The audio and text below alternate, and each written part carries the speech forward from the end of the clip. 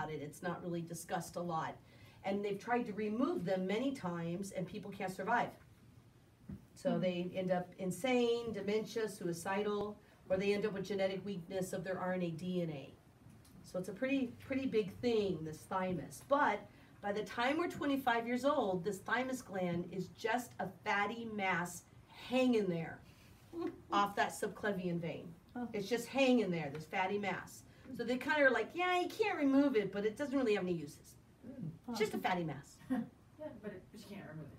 Yeah, but it's at the heart chakra, and until when we are 9 years old, average age, I see it more like 7 or 8 now, but at 9 years old, prepubescent hormones, okay? When we start feeling, when we start sparring on our hormones naturally as an individual, which is around that age, this thymus gland starts becoming that fatty mass.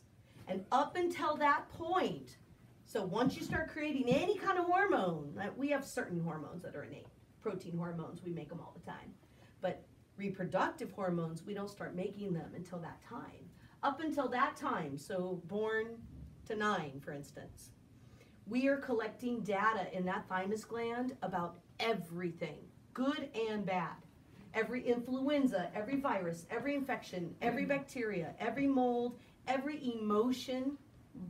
And they have proven that emotions are stored in there because it's connected to limbic brain, which is where our memories and emotions, connected to olfactory limbic brain, that's where it's stored.